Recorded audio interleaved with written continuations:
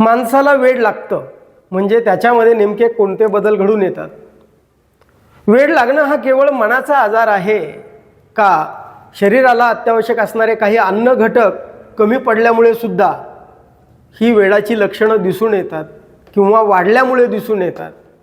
आणि यावर अगदी घरगुती करता येण्यासारखे सोपे उपाय कोणते आहेत, याविषयी आज आपण सविस्तर अशी माहिती जाणून घेणार आहोत.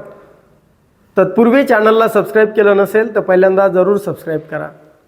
माणूस वेडा होतो म्हणजे नेमकं त्याच्यामध्ये काय बदल घडून येतात?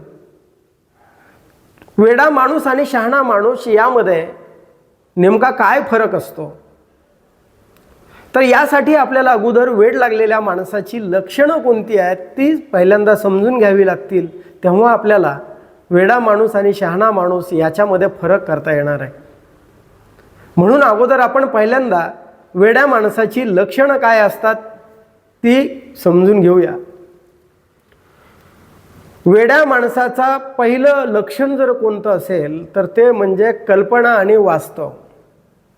वेडा माणूस वास्तवाला म्हणजे खऱ्या गोष्टीला खोटं समजायला लागतो आणि खोट्या गोष्टी खऱ्या समजायला लागतो. म्हणजे त्याला खऱ्या खोट्यातला फरक कळत नाही अथवा त्याला कळून येत नाही.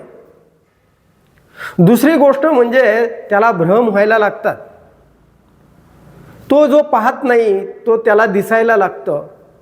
जे शब्द त्याच्या कानावर म्हणजे ऐकायला येत नाही ते शब्द त्याला ऐकायला यायला लागतात. म्हणजे ज्या गोष्टी वास्तवामध्ये नसतात त्या गोष्टी त्याला दिसायला ऐकायला अगदी त्याच्या अनुभूती त्याला त्याच्या गोष्टी तशा कळायला लागतात. तसं होतं त्याच्याबरोबर. तिसरं म्हणजे तो चुकीचे विश्वास ठेवतो. कुणीतरी माझा पाठलाग करत आहे बऱ्याच दिवसापासून, कुणीतरी मला मारण्याचा कट करत आहे, कुणीतरी माझ्यावर कंट्रोल करत आहे, कुणीतरी माझ्यावर नियंत्रण ठेवण्याचा प्रयत्न करत आहे. तिसरं लक्षण म्हणजे तो समाजापासून कुटुंबापासून थोडा दूर जायला लागतो.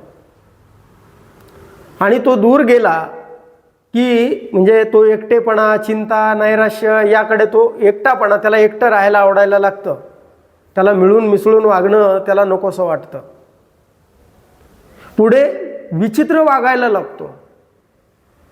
विचित्र वागणं म्हणजे कसं की राग येणार, चिडचिड करणार, अगदी तुटून पडणार, त्याला काय बोलावं ते कळणार नाही, त्याला झोप येत नाही. पहा, तो अस्वस्थ असतो, त्याला झोप येत नाही, त्याला सातत्यानं त्याच्या मनामध्ये भीती असते, त्याला संशय येतो, कुणीतरी मला काहीतरी घात करणार आहे माझा, म्हणून तो सातत्यानं तसं वाटतं त्याला आणि तो भीतो.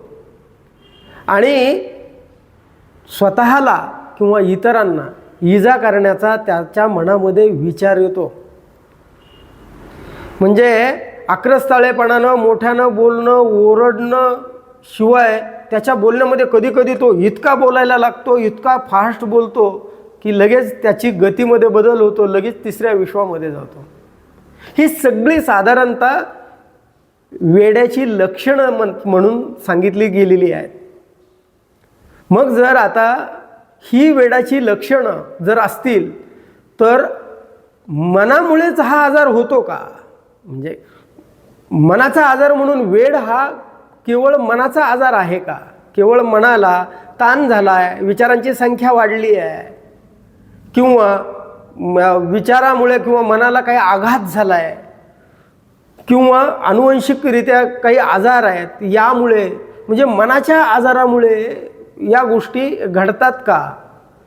तर या गोष्टी शरीराला काही अन्न घटक जे काही म्हणजे शरीराला अत्यावश्यक असणारे घटक आहेत जे अन्नातून मिळतात ते घटक कमी पडल्यामुळे सुद्धा माणसाला ही वेडाची लक्षणं दिसून येतात. ते अन्न घटक कोणते आहेत की जे अगदी वेडासारखी लक्षणं दाखवतात? त्यातलं पहिलं अन्न घटक द्रव्य कोणतं असेल शरीराला अत्यावश्यक असणारं ते म्हणजे साखर, म्हणजे शुगर. जर ही शुगर वाढली तर तुमच्या मेंदूला रक्तपुरवठा, ऑक्सिजनचा पुरवठा कमी व्हायला लागतो. आणि मग चक्कर यायला लागणे, भ्रम निर्माण होणे, अस्वस्थ वाटायला लागणे ही लक्षणं दिसून येतात. बरं, साखर कमी जर झाली तर तो गोंधळून जातो, तो विचित्र वागायला लागतो, विचित्र बोलायला लागतो, तो कन्फ्युज्ड स्टेटमध्ये, त्याला कळत नाही आपण कोणाशी बोलतोय. अक्षरशः वेडाची लक्षणं दिसतात त्यामध्ये साखर कमी झाल्यामुळे. मग साखर कमी झाली का वाढली, जर त्यावर सुद्धा हीच लक्षणं दिसतात, मग वेडाची लक्षणं आणि या अन्न घटक द्रव्याची लक्षणं आपल्याला फरक समजून घ्यावा लागणार आहे पहिल्यांदा. दुसरा अन्न घटक द्रव्य म्हणजे कोणता, तर थायरॉइड. बघा, थायरॉइड हा तुमचा कंट्रोल इंजिन आहे, शरीराचा इंजिनचा, सगळ्या शरीराचा कंट्रोल आहे. जर हे हायपो झालं म्हणजे थायरॉइड हार्मोन कमी जर झालं तर सुन्नता येते, म्हणजे गती मंदावते शरीराची. त्याला थंडी वाजायला लागते, गती मंदावते, तो सुन्न होतो, तो नैराश्यात जातो, तो चिंताक्रांत होतो, त्याला एकटेपणाची जाणीव होते, तो म्हणजे अक्षरशः अस्वस्थ होऊन जातो.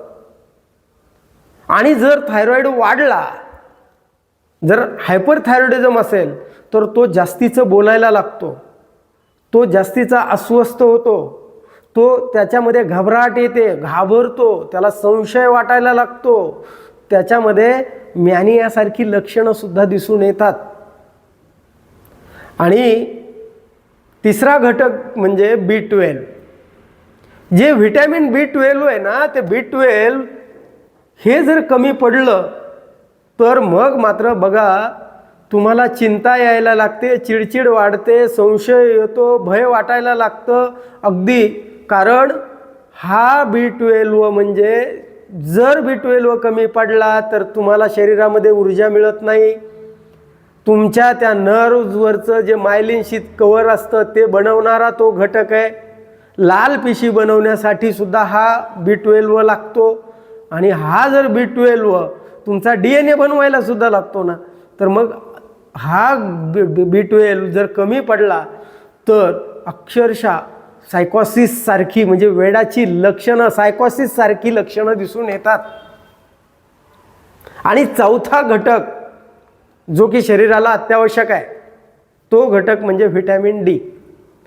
आता व्हिटॅमिन D जर कमी पडला तर काय होतं, तर व्हिटॅमिन D कमी पडला तर तुमचं डोपामिन आणि सेरोटोनिन यांचं नियंत्रण करणारा हा व्हिटॅमिन D असतो. म्हणजे भावनांचं आणि आनंदाचं ज्या संतुलन आहे ते करणारा घटक आहे, म्हणजे हा व्हिटॅमिन D आहे.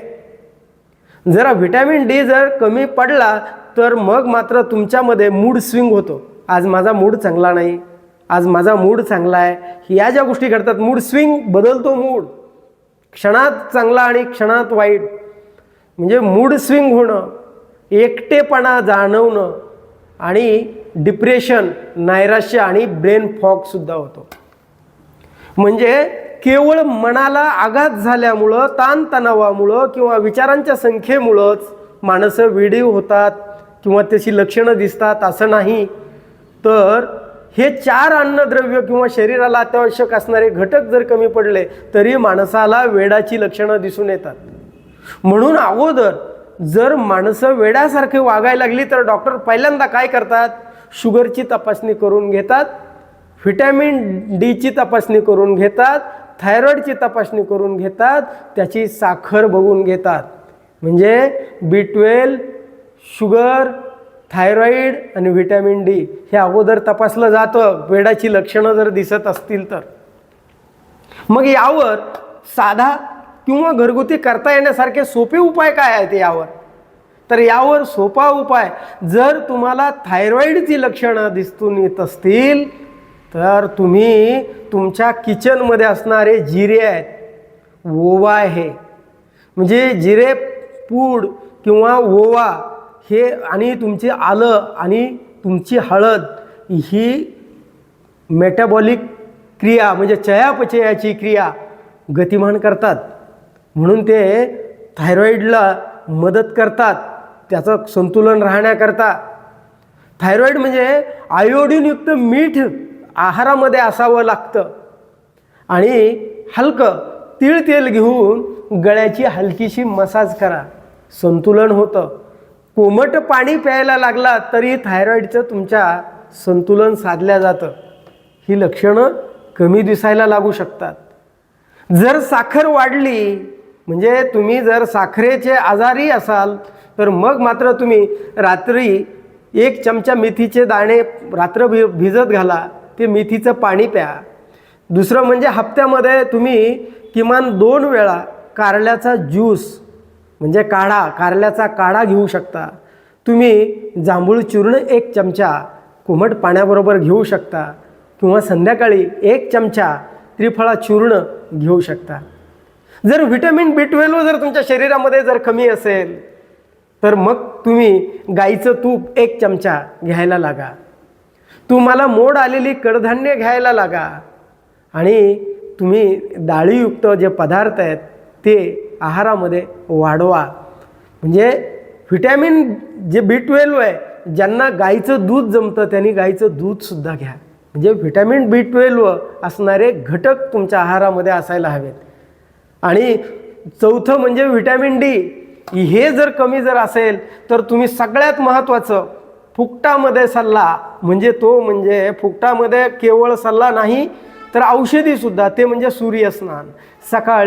सकाळच्या कोवळ्या उन्हामध्ये 15 ते 20 मिनिटं सूर्यस्नान करा.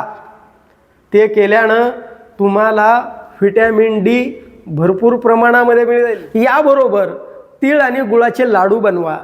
तीळ आणि गुळाचे लाडू खा, तुम्हाला व्हिटॅमिन D मिळून जाईल. आणि विशेष म्हणजे रोज 1 चमचा तिळाचं तेल जर आहारात ठेवलं तर व्हिटॅमिन D तुम्हाला कमी पडणार नाही. शरीराला लागणारे अत्यावश्यक अन्नघटक द्रव्ये कमी पडल्यामुळे वेडाची जी लक्षणं दिसून येतात ती लक्षणं, त्यावरचे उपाय आपल्याला कसे वाटले, हा व्हिडिओ जर आवडला असेल तर लाईक आणि शेअर करायला विसरू नका. धन्यवाद.